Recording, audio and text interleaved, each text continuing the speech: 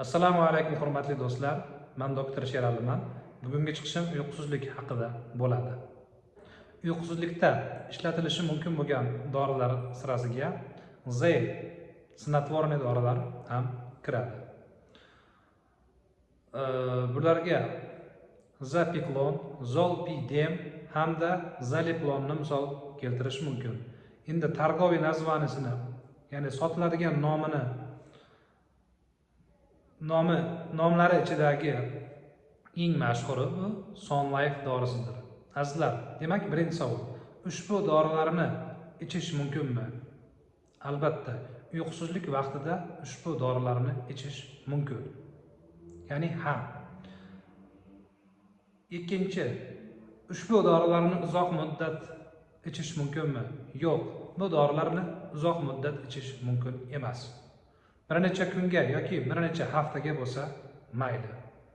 Lekin undan ortiq ichish mumkin emas. Bu birinchidan. Ikkinchidan, bu dorilarni o'z boshimchalik qilib ichishingizni mutlaqo tavsiya bermayman.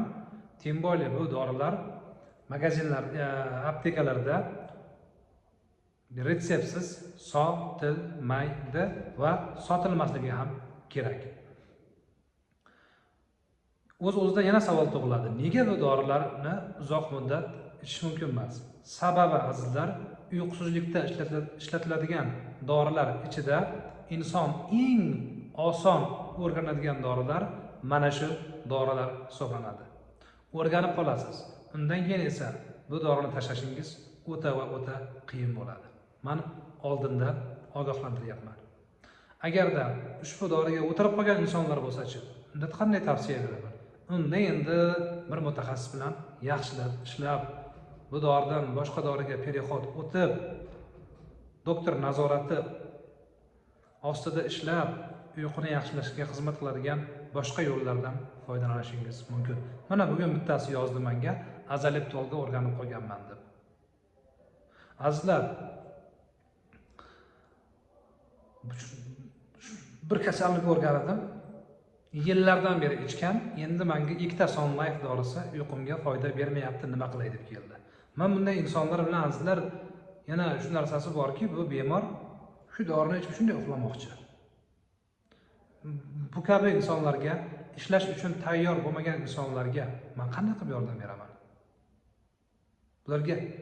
Bularni katta qismiga vaqtingizni sarflaysiz, lekin hech qanday o'zlariga ham aqla ma'lum bir foyda bo'lmaydi. Ha deb chiqib ketishadi, yana o'zlarini bilganini qilishadi. Shunaqa azizlar.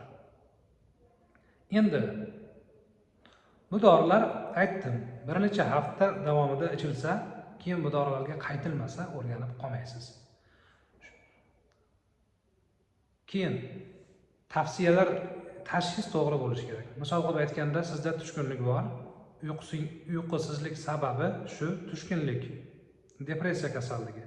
Bunda shu ko'rona ertalab ham abitda ham Son Life'ni ichish xato. Siz uyqusizligingiz sababi depressiyami?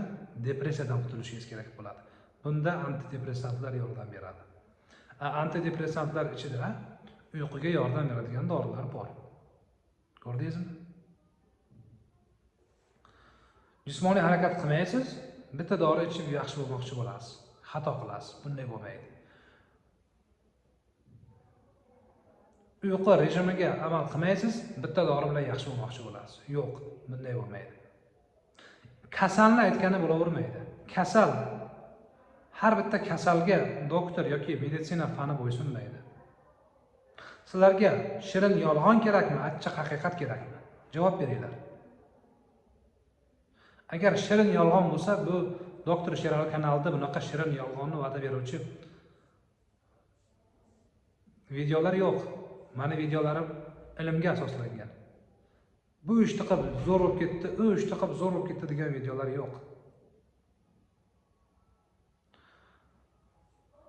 Agar siz hozirda ushbu videomni ko'rayotgan bo'lsangiz va bir tomondan shu Z dorilariga o'rganib qolgan bo'lsangiz, bu dorilardan qutulishni maslahat beraman.